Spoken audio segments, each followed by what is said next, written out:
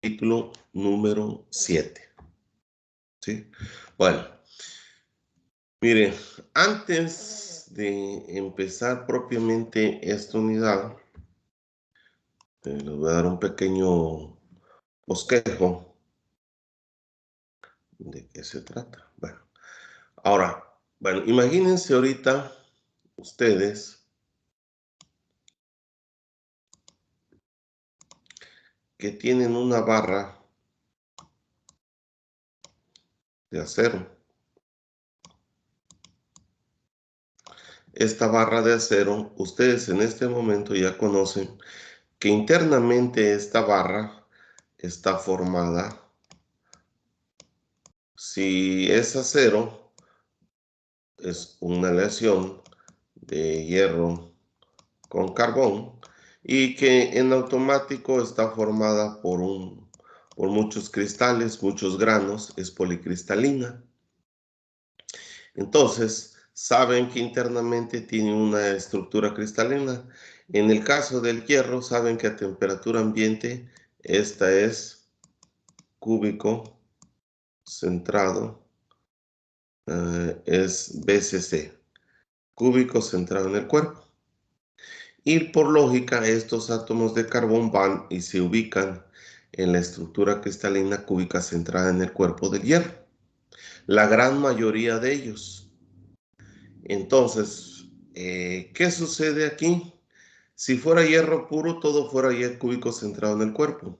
Pero cuando se trata de una aleación de hierro con carbón, cada grano de estos, lo que tiene aquí es internamente una serie de placas.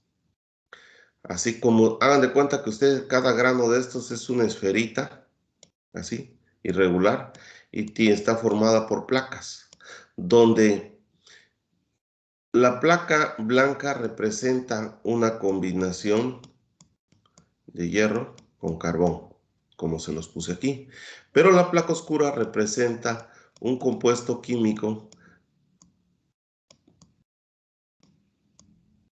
que es este, se llama carburo de hierro. Ese carburo de hierro se forma durante la solidificación del hierro. Entonces, aquí realmente contiene, cada interior de cada grano contiene estos dos, esto y contiene esto. Bueno, ahora, ¿qué sucede? Que ustedes saben que esta estructura cristalina que está aquí ya no es perfecta, hay defectos. Ahí está la frontera de grano, puede haber vacancias, puede haber X efectos, ¿no?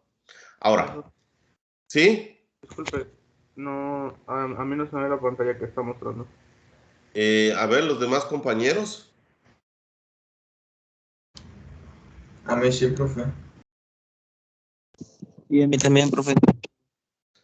Sí, entonces checa tu equipo porque sí la estoy compartiendo.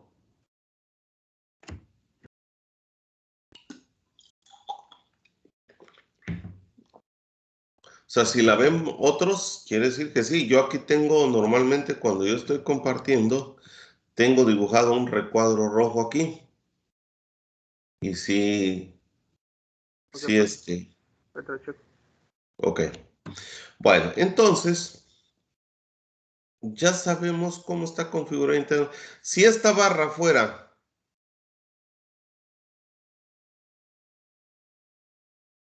solo aluminio, igual tendría los granos de aluminio. Y ya saben que hay defectos internos en el interior de la estructura cristalina que tiene el aluminio. Pero ahora a esta barra le vamos a aplicar fuerzas. Le vamos a estirar. Hay fuerzas que así como está en esta dirección, le estoy aplicando una fuerza, recibe el nombre de fuerza de tensión. ¿Sí? Bueno, ahora, si yo le aplicara aquí una fuerza en el sentido del reloj y otra fuerza en el sentido contrario del reloj, así, estas ya no se llaman fuerzas, se llama momento torsor. El momento torsor es una fuerza por una distancia. Y ahí hagan de cuenta como que si ustedes agarraran con su mano aquí, su puño aquí, y puño de este lado, y la retuercen. La están retorciendo, se llama esfuerzo de torsión. Si esa barra está así y tuviera un apoyo aquí, y le aplico una fuerza aquí, ¿qué le pasaría a la barrita esta? Se dobla, ¿no? Se dobla así, ¿no? Así se doblaría. Se llama esfuerzo de flexión. Lo mismo pasaría, por ejemplo, si yo estuviera en una casa, ¿no? Hagan de cuenta que esta es la pared de una casa y aquí tiene un balcón. Y aquí hay muchas personas paradas. Bueno, aquí hay muchas personas paradas. Entonces, o tengo pesos, cosas, cajas aquí. Entonces, la tendencia de esta barra es pandearse así. También se llama esfuerzo de flexión. Entonces, si se dan cuenta, hay esfuerzo de tensión, de torsión, de flexión. Y si yo le pongo, tengo la barra y le pongo así, pero ahora yo la carga la pongo en este sentido, ¿qué tipo de esfuerzo le generaría a esa barra?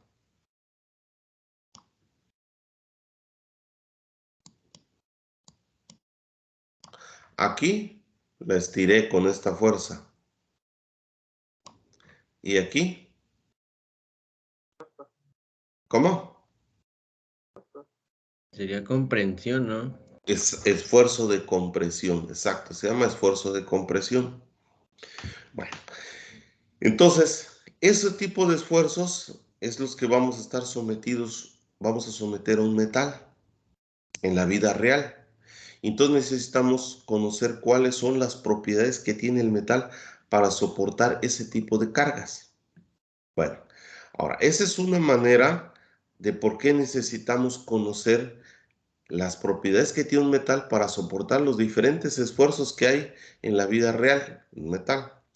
Otra manera del por qué debo de conocer, dice aquí, muchos metales primero son fundidos para darles forma. Es decir, que ahorita les muestro una figura.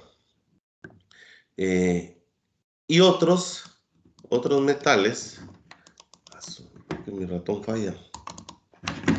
Otros metales, en vez de fundirlos, se fabrican barras largas, se fabrican hojas, un proceso de extrusión, diferentes técnicas para fabricar metales o productos. Déjenme, es que mi ratón anda fallón. Bueno, aquí tienen ustedes una imagen donde tienen un molde. Aquí es un molde que tiene una cavidad de aquí para acá y entra y se fabrica esta pieza. Se cierra el molde y yo tengo que fundir un metal en un recipiente, ya que esté líquido lo vierto aquí y el molde se llena y me fabrica esta pieza redondita, se llama fundición. Bueno, pero muchos procesos de manufactura, como les dije hace un rato, fabrican lingotes o barras largas por un proceso de fundición también. Pero si yo esa barra larga, así no me va a servir para hacer un producto. Quiero hacer una lámina, la tengo que pasar por unos procesos que se llama laminación. Si ustedes observan, aquí hay una serie de rueditas. Esto representa unos rodillos de laminación. ¿Qué sucede? Que la barra entra aquí, gruesa, no sé, 15 centímetros, y estos rodillos la comprimen un poquito.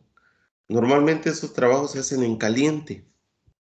Bueno, se comprime un poquito, luego pasa otro rodillo, lo vuelve a comprimir, pasa por 10, 15 etapas de laminación para hacer una lámina delgada de, no sé, de 2 milímetros de espesor, de 3, de 5, ¿no? Entonces, ese se llama proceso de laminación. ¿Qué está sucediendo aquí? la está comprimiendo, está haciendo un proceso de compresión estos rodillos, porque esto se aplica una fuerza hacia abajo y otra hacia arriba, la está comprimiendo. Aquí tiene un ejemplo de cómo es una lámina delgada, pero en realidad esta lámina en algún momento fue una plancha de 15 centímetros de espesor. Entonces, necesitas conocer el esfuerzo de compresión.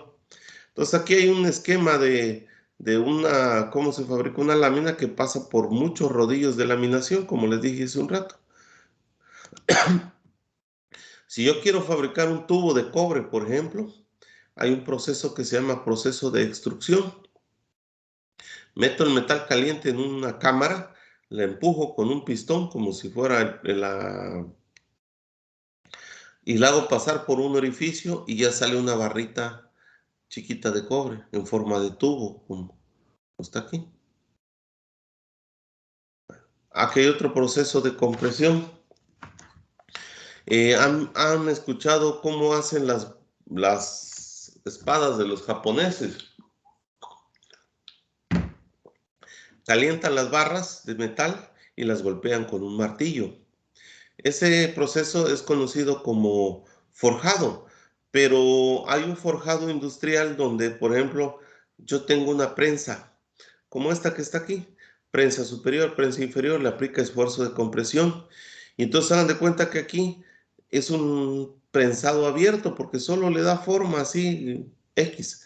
Pero aquí, por ejemplo, meten un metal en medio de una prensa que tiene una forma acopada como está aquí, la comprimen y entonces el metal escurre hacia los lados. No está líquido, sino está solo caliente a 800, 600 grados y el metal se forza a que le dé esta forma que está aquí. Eso se llama forjado en caliente. Aquí hay otro proceso. Por ejemplo, si ustedes observan aquí ahorita, algo, lo que está marcado en azul, es una barra de alambre, simula aquí, wire significa alambre. Mediante un proceso le hicieron este adelgazamiento de uno de los extremos. Entonces agarran aquí, la estiran de este lado, la jalan y el alambre lo forzan a pasar por este orificio más pequeño. Y eso se llama trefilado de alambre. Así es como fabrican el alambre de amarre que usan los albañiles. Lo hacen pasar por unas, lógicamente no de un solo paso, lo hacen de media pulgada a 2 milímetros de espesor, no, pasa por varios pasos de adelgazamiento. Entonces, de alguna manera es someter el metal a un esfuerzo mecánico. Bueno, ahora aquí, pues no sé si ustedes observan, hay un orificio aquí en el centro, aquí hay un apoyo y está siendo sujetada por esta. Y aquí hay algo más, un rosadito más oscuro, no sé si lo ven aquí. Díganme si lo ven. Sí, profe. Ese rosadito más oscuro representa una lámina de cobre, de aluminio más delgada. Entonces, ¿qué sucede? Aquí hay un punzón en la parte de arriba y ese punzón entra hacia abajo y forza a la lámina a darle esta forma acopada como ven aquí. Ya dibujó esta forma acopada que está aquí se llama embutido. Y de ahí lo vuelven a meter otra vez sobre otra máquina donde le vuelven a hacer otro embutido hasta que lo van estirando de una manera más larga, hasta que este queda a lo mejor del doble o el triple de largo. Y eso método es con el que hacen las botellas de refresco, de Coca, de Pepsi, de Fanta, las botellas de aluminio. ¿Sí? Bueno, ahora, la siguiente.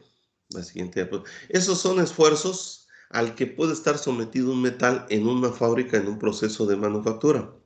Bueno, ahora voy a correr esta diapositiva, pero de otra manera. Cuando nosotros sometemos a un metal bajo una carga axial, significa esfuerzo de tensión. Recuerden que les dije el otro día que el metal, al someterlo a una carga, hay dos tipos de deformación, la deformación elástica y la deformación plástica, como dice aquí. ¿Qué es la deformación plástica? Elástica. Es aquella fuerza a que se somete un metal, pero cuando yo retiro la fuerza, el metal retorna, como dice aquí, a su dimensión original. Y cuando yo le aplico un esfuerzo de tensión a una pieza, o cualquier tipo de esfuerzo, porque no significa solo deformación axial, para cualquier tipo de esfuerzo, yo le aplico fuerza, el metal se deforma y una vez retirada la fuerza, el metal se queda deformado. Entonces eso se le llama deformación plástica. ¿Por qué ocurre la deformación plástica y ya no regresa a su dimensión original? Porque en el interior del metal los átomos se mueven o se desplazan a posiciones muy lejanas a lo que estaban y después de retirada la fuerza mecánica que se le aplicó, ya no pueden regresar a su forma original. Es como les dije el otro día, yo tengo una lámina, la doblo completamente 180 grados, cuando la suelto ya solo medio regresa tantito. Le apliqué una deformación plástica. Pero si yo una lámina solo la doblo tantito, enseguida se endereza otra vez. Apliqué una deformación tipo elástica. Entonces son los dos tipos de deformación que ocurren cuando se le aplica fuerza o esfuerzo a un metal. ¿Alguna pregunta hasta ahorita?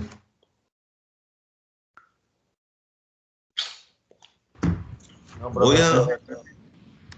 a tratar de salirme de esta diapositiva y voy a ver si es que voy a correrla desde un inicio, a ver.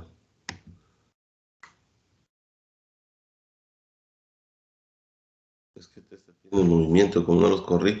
Ese es el proceso de extrusión que les decía, se empuja de un lado y entonces sale el metal, pero tiene caliente. De alguna manera que le estoy aplicando un esfuerzo de compresión a un tocho o a una barra de metal caliente. Esta creo que no tiene animación. Entonces es el forjado, como les dije hace un rato. Pero esta tenía animación. Esta lo que hacía era estirarse.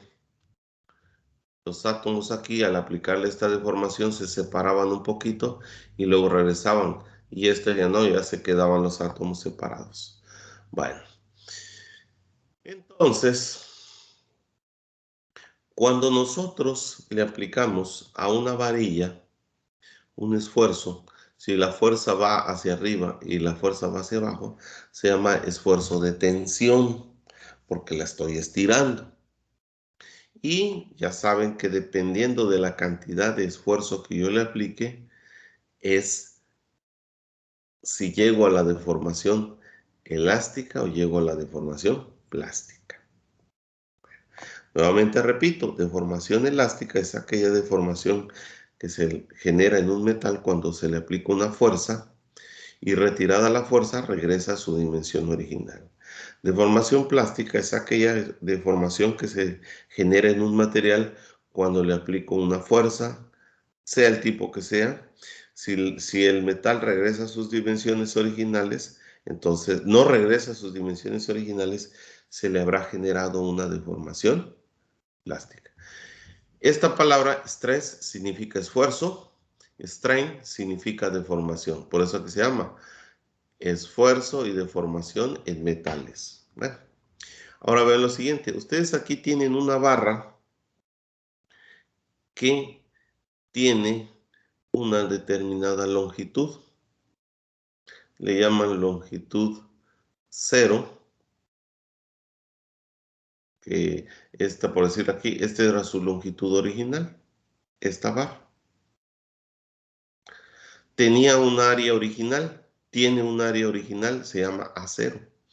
Cuando yo a esta barra le aplico esfuerzo de tensión hacia arriba y esfuerzo de tensión hacia abajo, la longitud original que tenía era esta que está aquí. Pero al aplicarle esa fuerza, que es esta flechita y esta flechita, la barra se estiró. Es como si ustedes tomaran una liga, le aplican fuerza, la sujetan sobre sus dedos, la estiran, le están aplicando una fuerza de tensión. Esa fuerza de tensión que le aplicaron aquí genera un esfuerzo sobre el material y el esfuerzo se calcula como la fuerza aplicada. Aquí debería haber una F aquí arriba, la fuerza aplicada entre el área. ¿Qué área es? El área de la sección transversal que tengo aquí, de la varilla que estoy trabajando, o la barra, ¿no? Ahora ven lo siguiente, como ustedes están dividiendo fuerza entre área, las unidades del esfuerzo, si la fuerza está en newton y el área está en metro, es newton sobre metro cuadrado, se llama pascales. Si la fuerza está en libras y el área está en pulgadas cuadradas, se llama PSI, libras sobre pulgada cuadrada. ¿Sí? Bueno. Ahora, cuando yo apliqué esta fuerza aquí, generó este esfuerzo, la fuerza entre el área, ¿no? Deformó la varilla esta cantidad. Esa cantidad que se formó se le llama cambio de longitud o delta L, como dice aquí. Entonces, en mecánica hay un término que se le llama deformación, como dice aquí, ingenieril. Esa deformación ingenieril se calcula de la siguiente manera. El cambio de longitud delta L que les hablé aquí es este que está aquí, dividido entre la longitud original que tenía. En otras palabras, se puede calcular como toda la longitud de la barra entre la longitud menos la longitud inicial. Todo esto menos esto me da delta L. Y todo lo voy a dividir entre esta longitud. Ese término se llama longitud, se llama deformación ingenieril en el metal.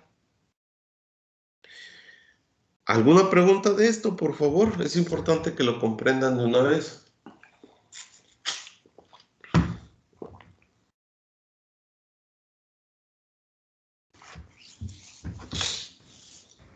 Yo no tengo duda. Ok. Esta deformación ingenieril que se genera en el metal depende de la magnitud de la fuerza aplicada. Puede llegar a ser deformación elástica o deformación plástica. Ahora vean lo siguiente. Las unidades que tiene esta deformación ingenieril es un término adimensional. ¿Por qué? Porque yo divido una longitud entre una longitud, no tengo, si es metro sobre metro, pues se van a cancelar. La deformación ingenieril es un término adimensional que se maneja en mecánica. Y es importante que yo les recuerde o que se aprendan esto. Esfuerzo de tensión en un metal es la fuerza aplicada entre el área. Y todo a lo largo, en realidad lo que sucede aquí es que nosotros vamos a someter una varilla o una barra de metal a un esfuerzo de tensión para descubrir sus propiedades mecánicas que tiene esa barra de metal. Puede ser aluminio, puede ser cobre, puede ser acero inoxidable. Cualquier metal que se le quieran descubrir sus propiedades tiene que ser sometido a un esfuerzo de tensión para descubrir sus propiedades. Bueno, ahora vean lo siguiente. Aquí nosotros estiramos, imagínense lo siguiente.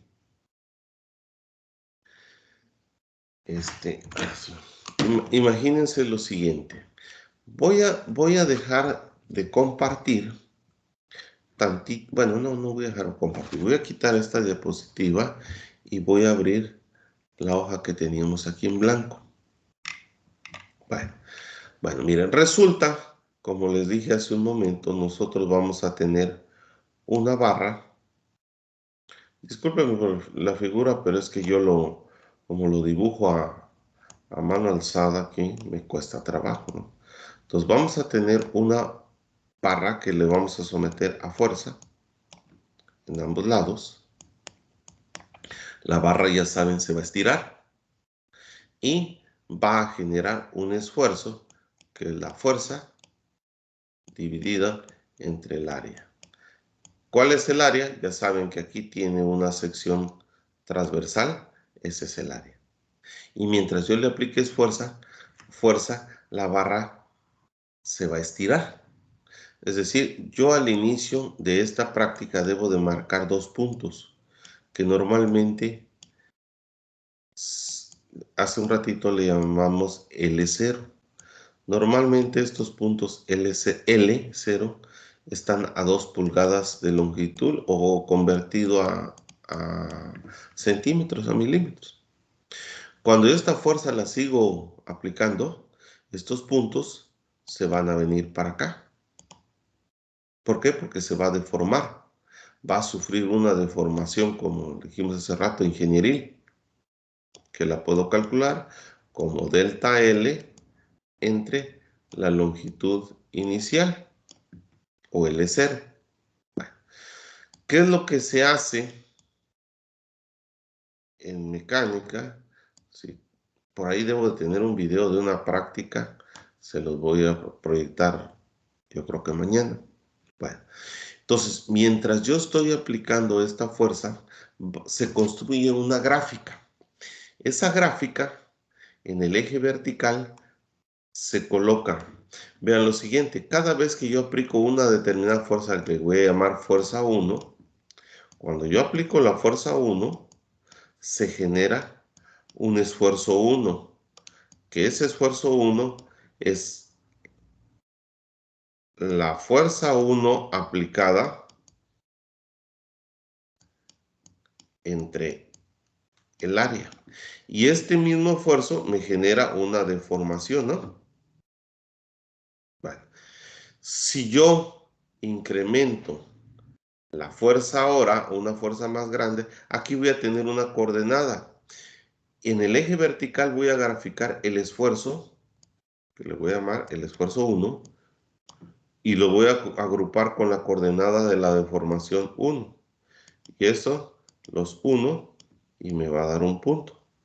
Pero cuando yo incremente la fuerza 2, en automático ustedes saben que se va a generar un esfuerzo 2 y una deformación más grande, que le voy a llamar 2. ¿Por qué? Porque aquí va a ser igual la fuerza 2 entre el área. Genera el esfuerzo 2. Entonces, grafico.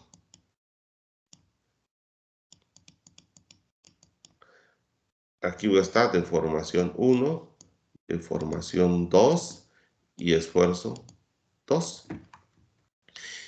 Si yo incremento la fuerza, me genera un esfuerzo 3 y una deformación 3. Lo grafico también. Bueno, resulta que estos puntos que se generaron, debido a ir estirando esta probeta, me van a generar una gráfica. Yo uno de esos puntos que se hayan generado, me van a generar una gráfica y llegará un momento en que tanto yo haga, voy a incrementar el esfuerzo,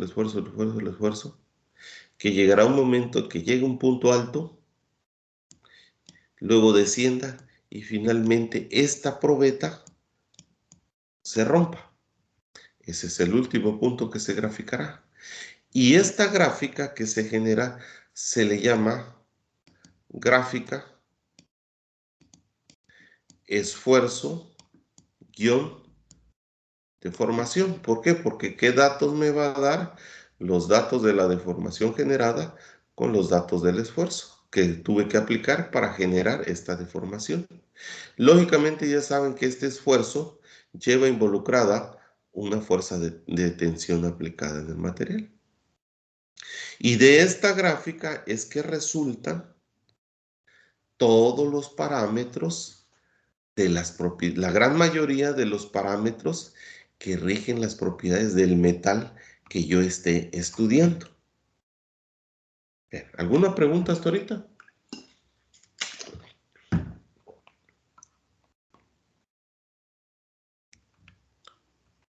¿Alguna pregunta? No, profe. Bueno, ahora miren, esta gráfica, como les dije ahorita, se llama gráfica de esfuerzo de formación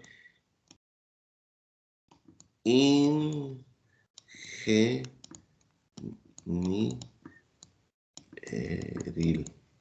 ¿Por qué se llama gráfica de formación ingenieril? Vean lo siguiente. En todo momento que se hace esta prueba en el material, siempre se considera, hace un momento les dije que aquí hay una área de sección transversal. Y en todos los cálculos de los esfuerzos que hay aquí, siempre se considera la misma área. La misma área. Yo les pregunto una cosa. Cuando ustedes toman una liga, todo el mundo ha hecho esos experimentos, o si no, háganlo al ratito. Cuando todo el mundo toma una liga en sus manos, la estira, a lo largo del esfuerzo de tensión, la liga se deforma, se vuelve más larga. Pero, ¿qué pasa con la sección transversal de la liga?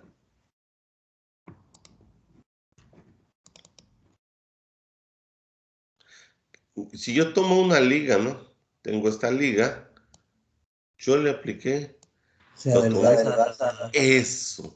La liga inicialmente tenía una área transversal que era esta de aquí. Si yo le apliqué fuerza, como ustedes dicen, la liga, esta área decrece, se adelgaza. Bueno, resulta que cuando yo hago la práctica de resistencia a la tensión del metal, también se va adelgazando, pero es una cantidad infinitesimal que casi no se da uno cuenta prácticamente a simple vista. Uno no se da cuenta que está su... Cada vez que yo le aplico una fuerza, se va a adelgazar un poquito, pero no lo puedo ver. Y tampoco existen máquinas que lo detectan. Hay unas máquinas muy especializadas que sí, pero cuestan mucho dinero. Las máquinas con las que hacen esta práctica de esfuerzo de tensión, la que está en la escuela, la gran mayoría, la que tiene TAMSA, la que tiene ese, no toman en cuenta, hacen este experimento de esfuerzo de formación ingenieril. Entonces, a todo lo largo de la práctica no se deforma, pero después de este punto alto que está aquí, el más alto de esfuerzo, después de esto, entonces aquí la probeta sufre un encogimiento drástico. Solo hasta ahí se puede uno dar cuenta a simple vista. Pero toda esta etapa de aquí hasta acá, el diámetro siempre fue cambiando, se fue haciendo más chico, pero en el cálculo de los esfuerzos que se generaron, nunca se tomó en cuenta ese cambio de área. Por eso se le llama esfuerzo de formación ingenieril. Y más adelante con una tarea que les voy a dejar, ustedes se van a dar cuenta que en realidad, aunque pareciera que estoy cometiendo un error al no considerar el cambio de área que está sucediendo, que se está encogiendo, en realidad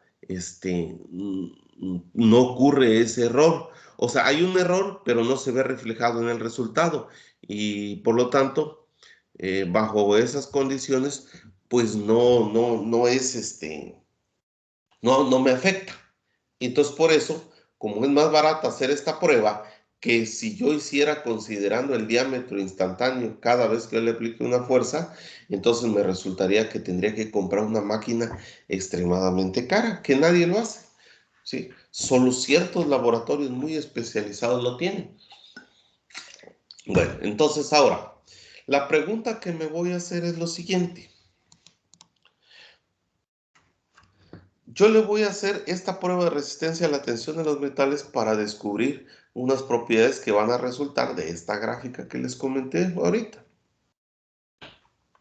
Voy a saber cuál es su resistencia a la tensión, cuál es su fuerza de excedencia, cuál es el punto más alto de esfuerzo que soporta, dónde se encuentra la deformación elástica, dónde se encuentra la deformación plástica, en qué punto rompe, un término que es conocido con la letra E que se llama módulo de elasticidad.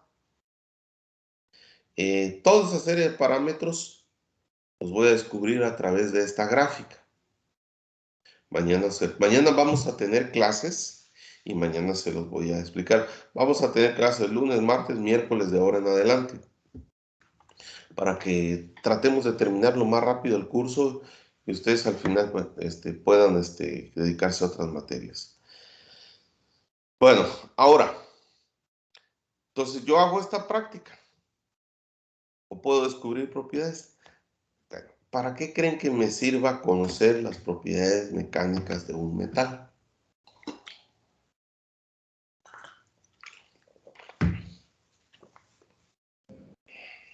Para saber cómo, ¿Para saber qué? para saber cómo, ¿Cómo sé que no te escuché bien? para saber cómo se deforman. Bueno, ese es puede ser. ¿Qué más? ¿Alguien más que quiera opinar?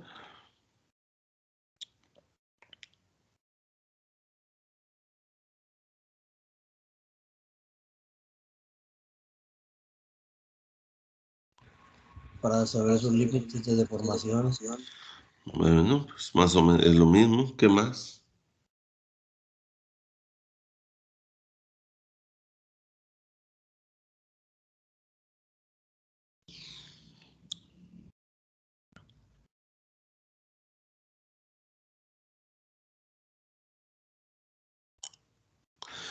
Bueno, mire, una es, pues sí, voy a conocer cómo se deforma, pero en realidad lo que más me interesa aquí, vean, es lo siguiente, conocer cuál es el esfuerzo máximo al que yo puedo someter el metal. Cuando conozco ese esfuerzo máximo a lo que puedo someter, de automático conozco qué tanto se deforma. Puedo conocer, bueno, esa es una cosa. Pero para saber cuál es su resistencia, cuáles son sus propiedades mecánicas, pero también me sirve para decidir o elegir qué material es el adecuado para alguna determinada aplicación específica no sé, estoy calculando que voy a hacer una flecha de un motor, pues yo voy a seleccionar algún acero o algún metal. Entonces, para poder seleccionar ese metal, necesito saber cuáles son sus datos de resistencia. Y los voy a ir a buscar en algún libro, en alguna tabla. Pero para que yo los encuentre en ese libro, en esa tabla, alguien ya descubrió sus propiedades haciendo este experimento. Entonces, ¿para qué me sirve conocer las propiedades de un metal? Para saber cuáles son sus límites de resistencia mecánica para encontrarles una determinada aplicación.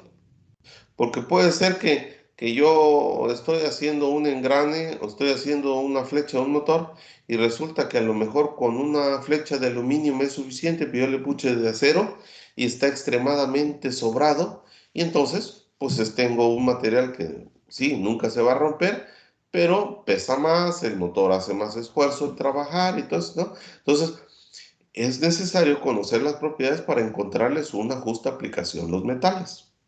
Entonces, eso es para seleccionar metales y construir piezas. Ahora, imagínense ustedes que están trabajando en una industria y compran metales a alguien que fabrica, porque por ejemplo hay industrias que trabajan con metales, pero ellos no producen sus metales, lo compran a una acerera. Bueno, normalmente cuando las industrias compran metales en una acerera, entonces, ¿qué sucede? Yo le compro un metal y me va a decir, siempre entregan un certificado donde dice, este metal tiene una resistencia a la tensión de esto, tiene un modo de elasticidad, es decir, con todas las propiedades mecánicas que tiene ese metal, así me lo entregan. Y yo cuando esta persona me dice, el metal tiene estas propiedades, yo le ¿creen que sea correcto creerle a ciegas lo que me está diciendo?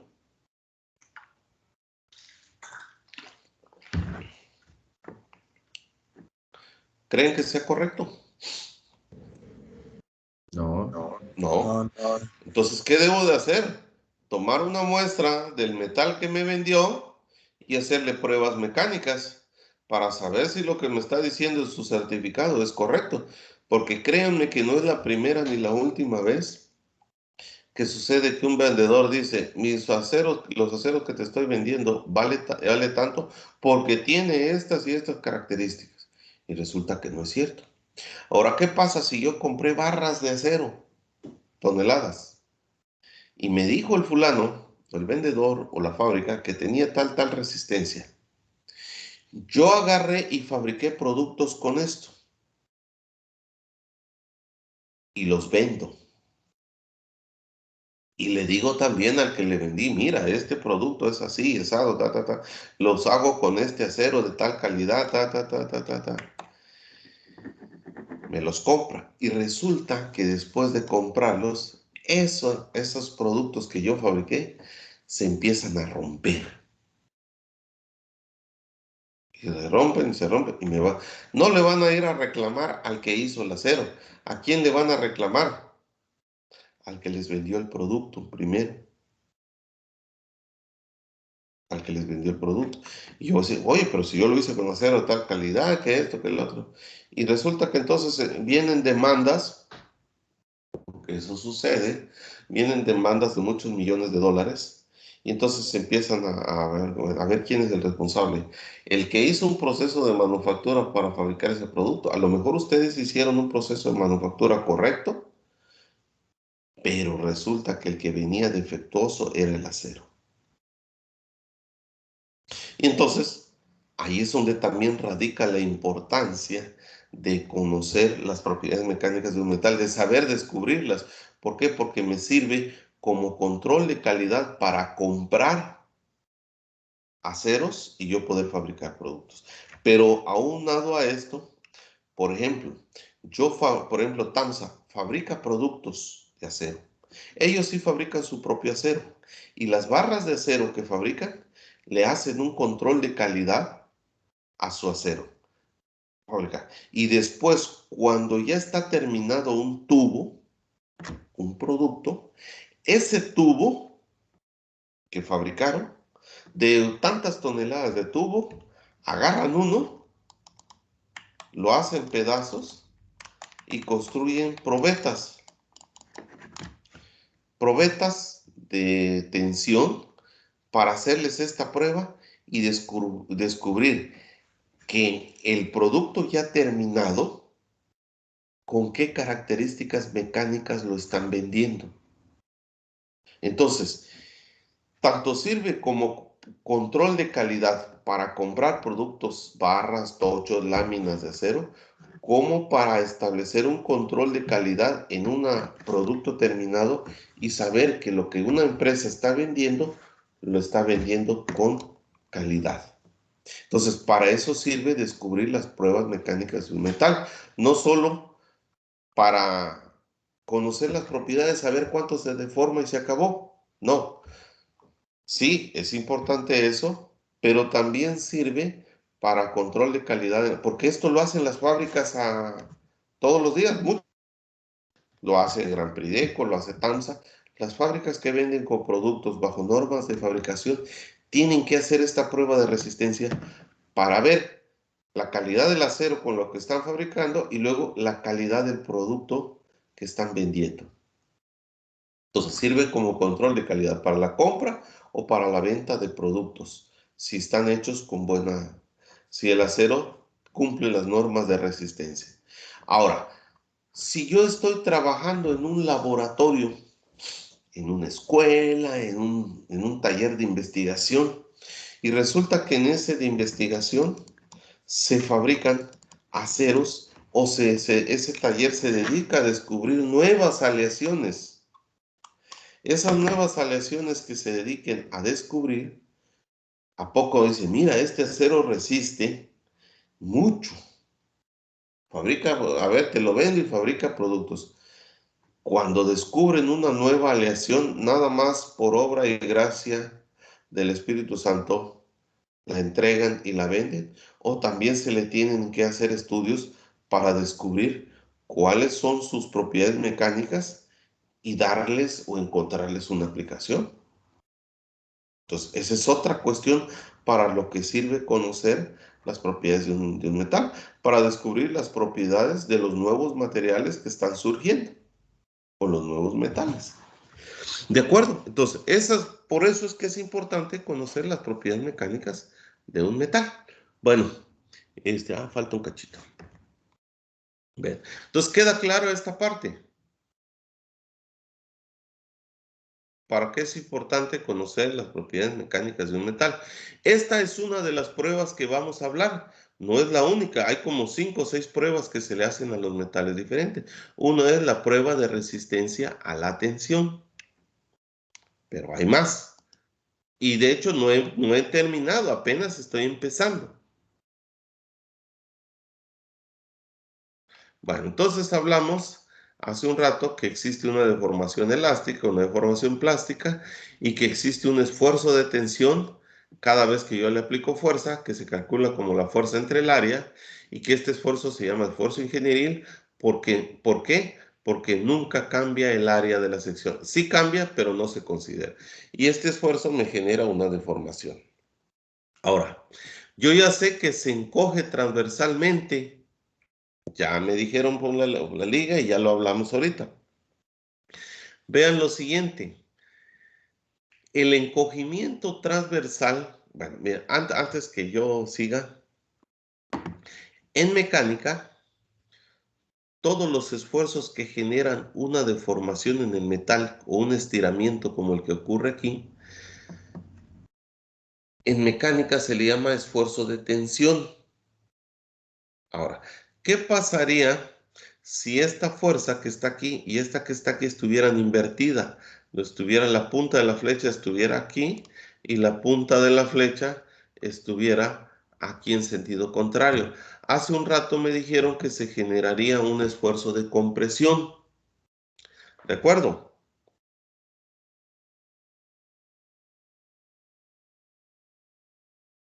¿Sí me están escuchando? Sí, profe. Entonces, en mecánica, todos los esfuerzos o las fuerzas aplicadas que generan tensión en el material y que lo estiran, se representan con un signo positivo. Y cuando de alguna manera la pieza está sometida a esfuerzos de compresión, es decir, que lo estuviera aplastando, las flechas estuvieran en sentido contrario, los esfuerzos de compresión en un metal generan deformaciones por compresión y esas son negativas. Bueno, vean lo siguiente. Entonces, cuando yo le aplico esfuerzo de tensión en un metal, hagan de cuenta que esta era su área original, esta, su longitud original. Cuando yo le apliqué esfuerzo de tensión hacia arriba, la barrita se adelgaza, como si fuera la liga. Lógicamente eso no lo voy tomando en cuenta cada instante, como les dije. Entonces, ese encogimiento transversal que se genera, de alguna manera lo que sucede es lo siguiente, que cuando se genera ese esfuerzo de compresión, el cilindro en vez de estirarse, se comprime hacia abajo y se engorda un poquito, ¿sí? Entonces genera un esfuerzo transversal aparente. Entonces, cuando yo lo estoy estirando, la probeta se adelgaza y hace el efecto como si yo lo estuviera aplastando con mis manos aquí a la izquierda y a la derecha, como si lo estuviera encogiendo, como si en realidad le estuviera aplicando un esfuerzo de compresión. Y entonces, el esfuerzo de tensión hacia arriba acá es positivo, se llama esfuerzo longitudinal, que es este que está aquí abajo. Y arriba está un esfuerzo que es el lateral, que es este que está aquí. Pero como la barra era más gruesa y estoy como si la estoy comprimiendo porque pareciera que la estoy aplastando, la estoy adelgazando. Entonces está generando un esfuerzo de compresión en este sentido. y por eso aquí aparece un signo negativo. La relación que hay entre el esfuerzo lateral y el esfuerzo longitudinal es positivo y el lateral es negativo. La relación que hay entre esos dos esfuerzos, porque me generan deformaciones, deformación lateral entre la longitudinal, se llama relación de Poisson. Y hay una constante de qué tanto se deforma lateral y longitudinal para cada material.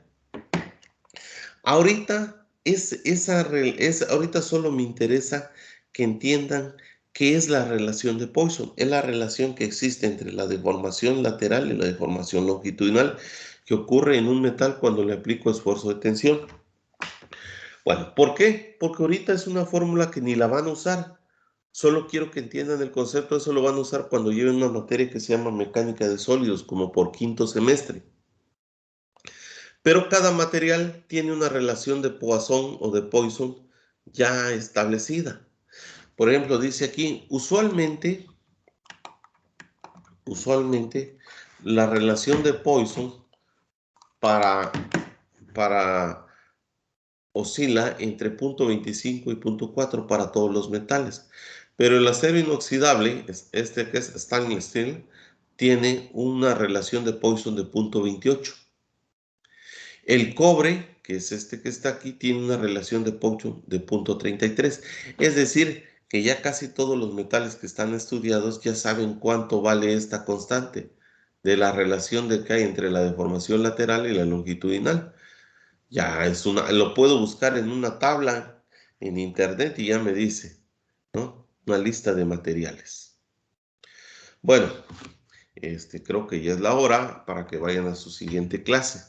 Nos vemos mañana y mañana vamos a continuar hablando de esta prueba de resistencia a la tensión que ocurre en un metal.